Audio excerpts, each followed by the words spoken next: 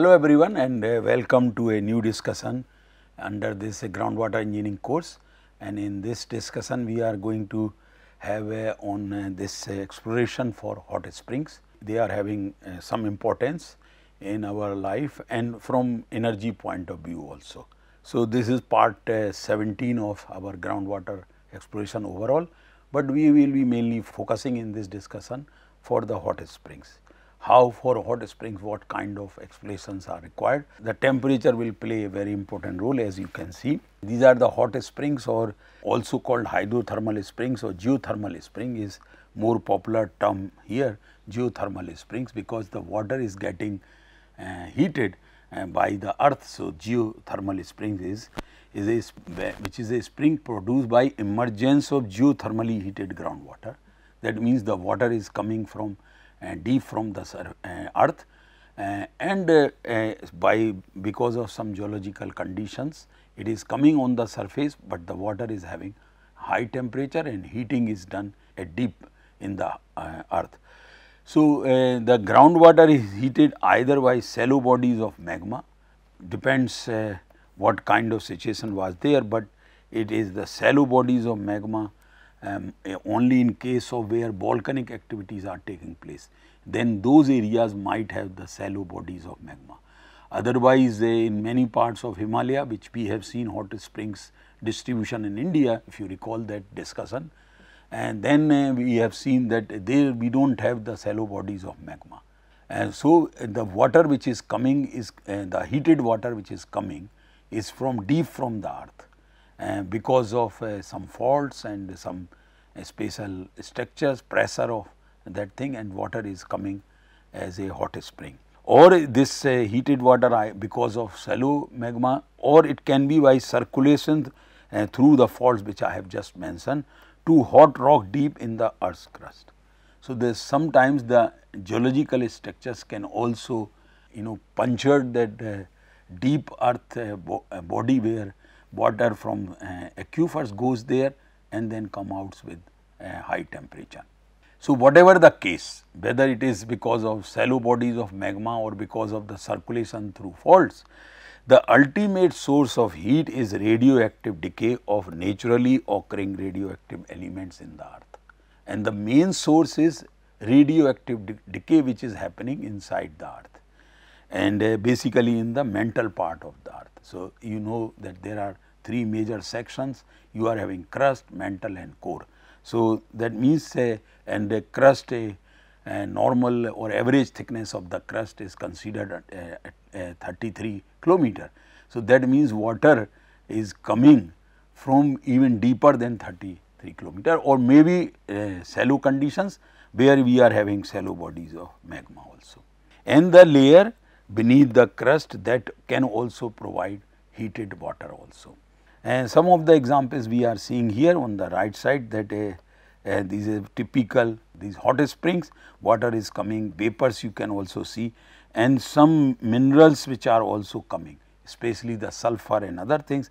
And so, along with this heated water, those dissolved minerals are also coming and they are getting deposited here in like in this case on the rim of that well, or a rim of the outlet of that hot spring or on the hot spring.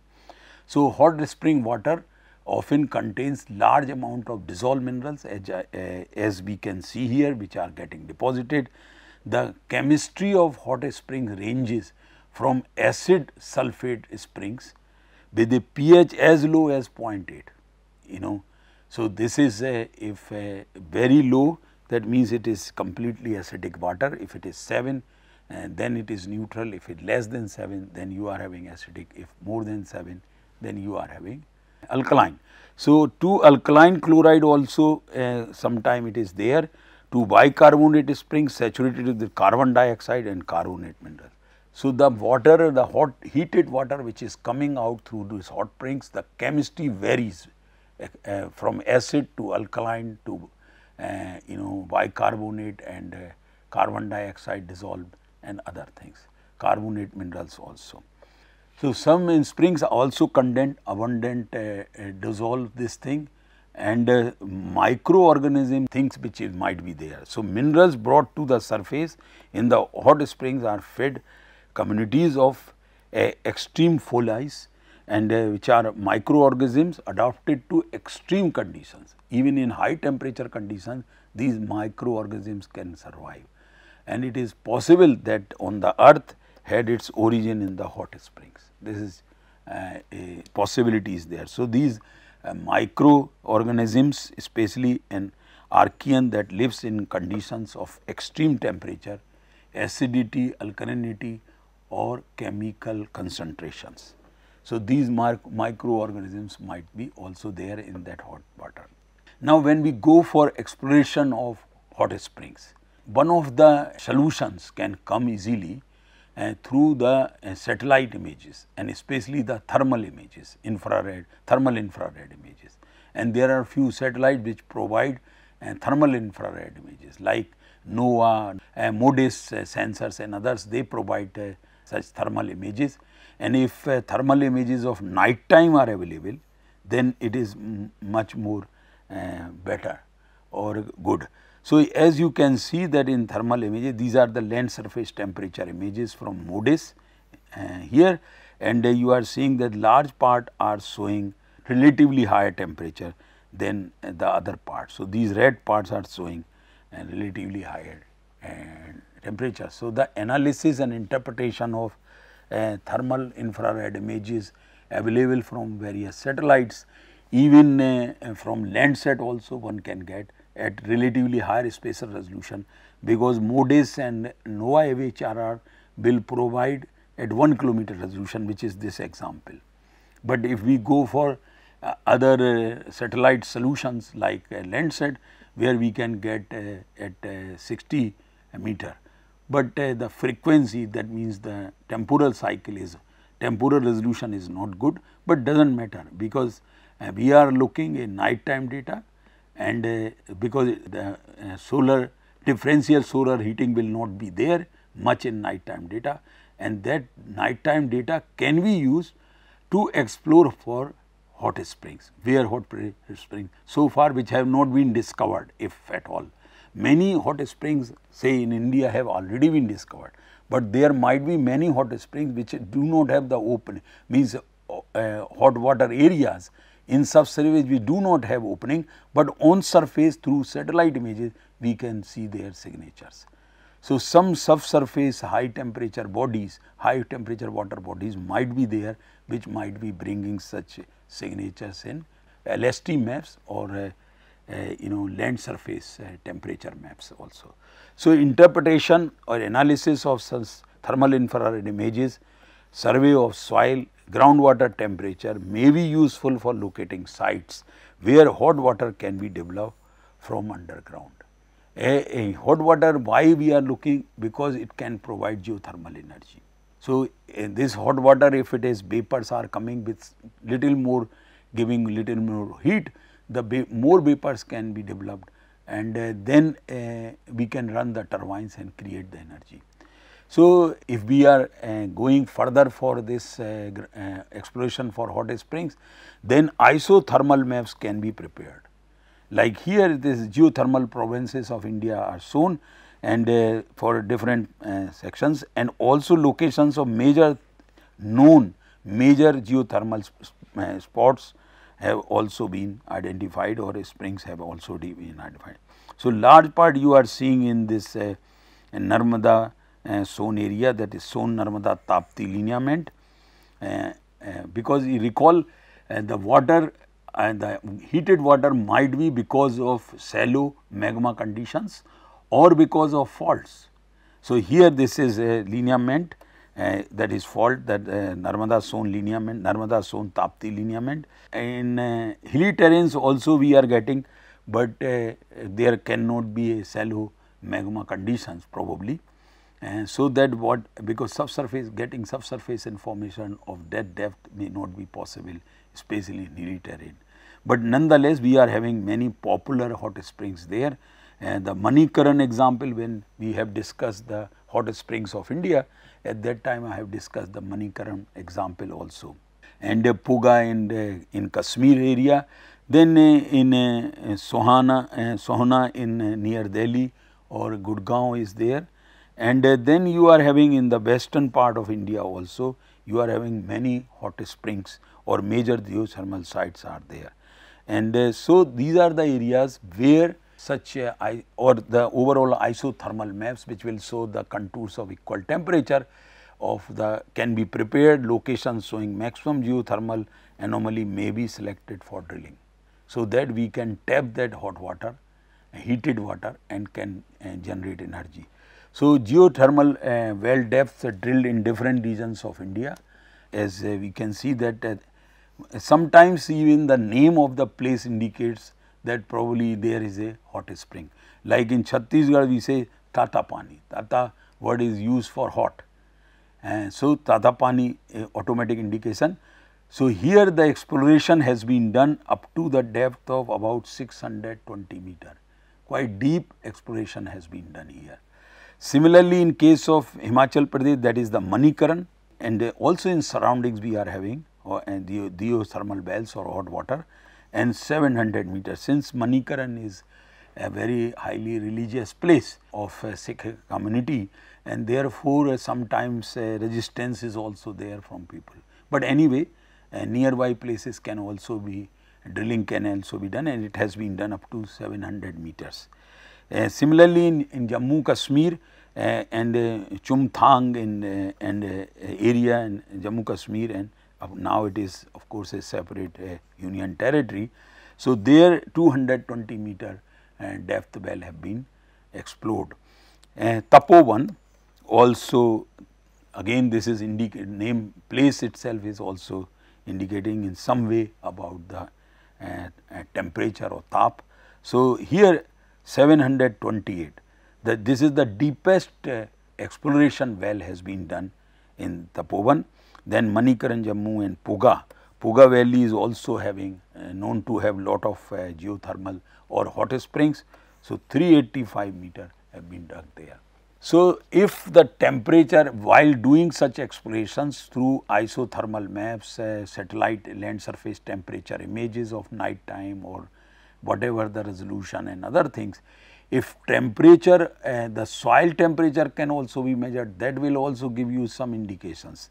But we have to remember that if it is at shallow conditions, soil temperature is being measured, then because of seasonal variations that may mislead. So it has to be at a depth at few meters, or groundwater is significantly above the average annual atmospheric temperature.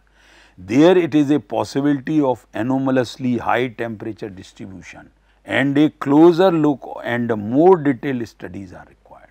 So basically from wherever we are getting water above normal temperatures in an area and significantly above normal temperatures in India, either in well or in soil or whatever, those areas can be further explored to find out possibilities of developing these sites for geothermal energy. So as many geothermal areas are also associated with radioactivity. So is there any possibility in that direction also about the these substance, radioactive minerals or elements, that can also be thought. So potential source or regions where things have been investigated so far, like in the thermal provinces are there, Himalayan province is there, and temperature at surface at some places is more than 90 degree. Temperature as reservoir is 260. Reservoir means deep and at certain depth. Heat flow megawatt per square meter is 468, and thermal gradient degree per kilometer is about 100. If we go for Cambay Basin, it is also shown here. Another I would take this Sonata one also. So in Sonata province, the surface temperature is between 60 to 95, depending on the season also. The temperature at reservoir is quite high, 105 to 217. Then heat flow values are also the megawatt per square meter, and then of course the gradient, thermal gradient is degree per kilometer is between 60 to 90. So, these provinces, thermal provinces of India have been explored to some extent, which can become our potential source for geothermal energy. I personally, I do not have information about whether we are having any geothermal site where energy means electricity is being generated. But at some efforts at a local level, small scale have been done in past. Those kind of generations or output were done for some years, but somehow because of not having sufficient temperature or not having sufficient heated water, these facilities have not been very successful so far. But employing new technologies, new concept, probably in future all these provinces can have some geothermal energy sites also. Now, as we know that intensity of natural activity may be mapped also, and the sites showing maximum anomaly can be identified, and then anomalies may then be related to regional or local geological structures for a proper understanding of subsurface distribution of anomaly. How in subsurface conditions these anomalies are varying. Exploratory drilling is carried out at promising sites. See, drilling is costly affair, and therefore only on a few sites such efforts can be made. So, before that we have to have complete understanding about surface and subsurface geological conditions and hydrogeological conditions as well. Then only the this exploratory drilling, test drilling is probably the last resort in that case. And this scientific as well as economic interest to know the sources of hot spring water.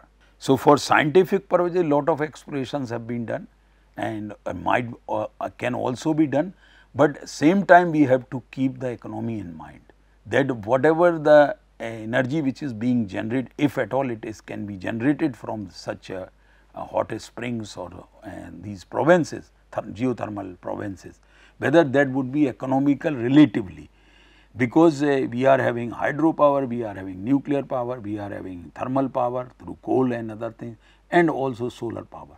So, from that point of view, whether it is cost effective, then we should develop further, otherwise for some time only the exploration part can go on, and then once it becomes economically viable, then probably such sites for geothermal energy can be developed.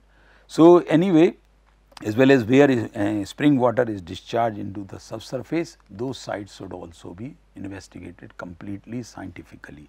Now, where we get these indications of deep sources of spring discharge, and especially we are talking about hot spring discharge. So, what are the locations, possible sites are there. So, the locations of spring along trend of faults having a more or less linear arrangements. So, there are hundreds of springs in Himalaya and other parts of India, but they are hot or not, that is there. But this condition, the first condition is almost common for all kinds of springs. Then association with volcanism, this condition is definitely related with hot springs. So, this is the top one, the number one condition is generalized condition, but in case of the second one, it is definitely for hot springs or geothermal springs. Location of topographic highs, these are also can be a source of hot springs. More or less uniform flow irrespective of variations in precipitation.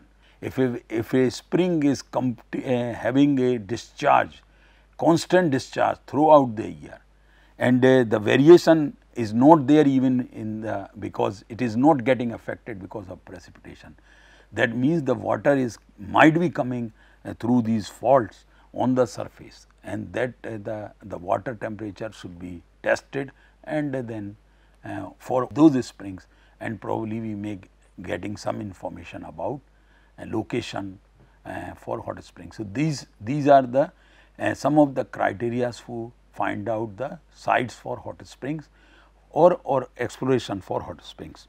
Now, if a temperature of water is uniform and higher than the mean annual temperature of the region, that is the air temperature, then and if it is increasing into the depth of source, then probably it is an indication of hot spring. and these sites should be further explored. Further, chemical quality is different. Even by sometime by taste also one can assess initially, but of course more scientific investigations are required to assess the chemical quality of water which is coming through these springs, then that of local provenance, then especially with regard to minor and trace constituents. So, they in an area, suppose there are few springs, most of the springs or all are the springs except one are all the springs are providing quite good water or fresh water, but one spring is not. So, if it is the chemical quality is different, and then if it is having trace constituents and other minerals and other things, that should be investigated from that point of view. Now, these geothermal springs we have similar map we have seen here, and then what we are seeing that these are the heat flow values for each basin or each locations where these investigated for, like Tatapani and Tuba and other places, even in Himalaya, in Poga and Manikaran also. So, in red it is shown as the mean flow values, milliwater watts per square meter, and then you are having thermal gradient which is degree centigrade per kilometer. So, these values have been investigated. Basically earlier I have also shown a table. So, through that table this map has been prepared also. Which are the most favorable areas for hot springs, or from geothermal point of view, Himalayan terrain of course, because already we are seeing many hot springs. Then Sohana Valley is also there in Delhi Gurgaon area, and then Cambay Basin is also, that is in Haryana, and then Cambay Basin, that is in our Gujarat, and then we are having Narmada Son lineament belt which is having very few well known hot springs. Then we are having west coast of India, so Bombay and other areas, and this area, basically these areas are Deccan traps, and that means the magma has come on the surface. So, that means there might be still some shallow magma conditions. So, here structural controls on hot springs is might not be there, but it is because of shallow magma conditions. But in other cases, like in Narmada Son lineament belt, it is of course related with the fault, not by obviously it is not with the shallow magma conditions. So, west coast is there, Godavari basin is also having hot springs, known hot spring, Mahanadi basin also. So, these are the almost complete list of or complete plotting or map showing this hot springs of India. Sorry for the not having the correct boundary of J&K, but overall what you can see that in this particular belt we are having high concentration of hot springs, and in the western Himalayan conditions we are also having, except few places in this Indo-Gangetic plain, and some hot springs, very few only known hot springs are in northeast India or in the Bhutan and other parts. Otherwise, this is the major belt, two major belts of hot springs which are already known in India are there. As we know how geothermal energy, so very briefly I will touch here, that if you are having very heated water, that then hot water will come up here in form of a stream, then it may run our turbines, generators, and then electricity can be supplied like this. So, here we are having then finally then this steam which has already been used to run a turbine will come here, and then we will again inject this water. So, that it goes again in the groundwater regime which is having, or this confined aquifer conditions in this example having already hot water. So, whatever the steam is generated, once it gets little cooled, then again it is injected. So, basically it is a cyclic process, and there will be loss of only some streams or loss of water, otherwise the same water is coming back into the aquifer, and that kind of solutions are already existing in Iceland and other countries in the world. So, I am ending with this. I mentioned that I am not having a knowledge of a geothermal plant which is running, but I got a a photograph which is showing the India's first geothermal plant to come up. So, this is the scenario. So far, as mentioned earlier, we do not have any geothermal plant which is generating energy, but in future this is going to be the first one, but in future I am sure we will have, once we understand the entire process, entire scenario, and having some experience of running some geothermal plants, then many such geothermal plants in India can come. As you have seen, the two major geothermal zones in India are there. Earlier, as I have said also, before I end this discussion, earlier some attempts have been made. Small size geothermal energy plants have been installed, I know, in Himachal Pradesh, but they ran on that plant ran only for some time, and then it was stopped because sufficient, basically economy then starts playing a major role. If it is not economic, then it can, if that means the electricity which is being generated is costlier than all other sources from which the electricity is generating, then for demonstration purpose or for scientific purpose and having experience, we can run such plants. But from economic point of view, these are not favorable so far or economical so far, but in future these might be there. So, with this I end this discussion. Thank you very much.